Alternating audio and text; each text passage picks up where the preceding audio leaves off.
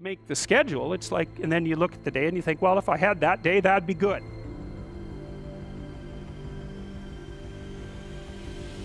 Who it is that you're trying to be, right? You aim at that. And then you use everything you learn as a means of building that person that you want to be. And I really mean want to be. I don't mean should be, even those things are going to overlap. And it's important to distinguish between those, because that's partly, and this is back down to the micro routine analysis. So if I was saying, well, you're going to try to make yourself more industrious.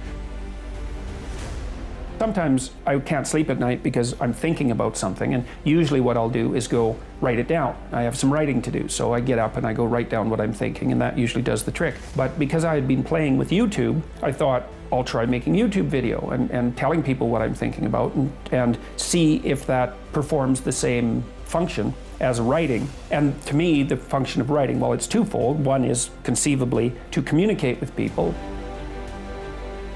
You just won't know it until you've failed so badly that you're done. And that can easily happen by the time you're 40. I would recommend that you don't let that happen. So that's willful blindness, right? You could have known, but you chose not to. Okay, so once you get your goal structure set up, you think, okay, if I could have this life, looks like that might be worth living, despite the fact that it's going to be anxiety-provoking and threatening, and there's going to be some suffering and loss involved and all of that. The goal is to have a vision for your life.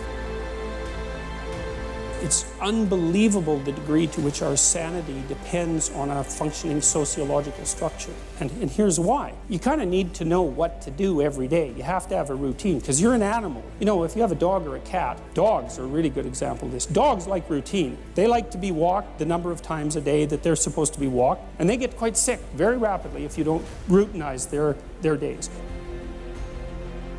The goal is to have a vision for your life such that, all things considered, that justifies your effort. Okay, so then what do? Then you turn down to the micro routines. It's like, okay, well, this is what I'm aiming for. How does that instantiate itself day to day, week to week, month to month? And that's where something like a schedule can be unbelievably useful. Google Calendar. It's like, make a damn schedule and stick to it.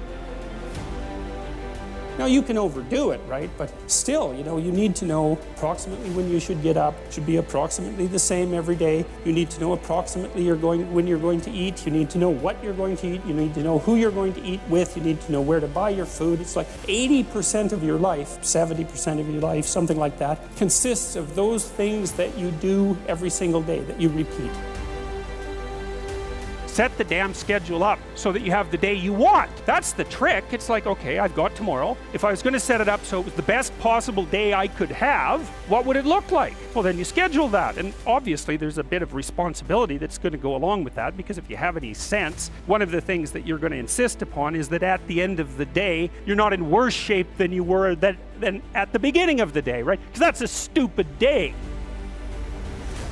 And those are often the things that people think about as the trivial elements of their life. But one of the things I would like to point out to you, if you do the mathematics, I did this with a client of mine who was having a hard time putting his child to bed. They were having a fight every night. And I knew by that time, the studies indicate that most parents only spend 20 minutes per day of one-on-one time with their child.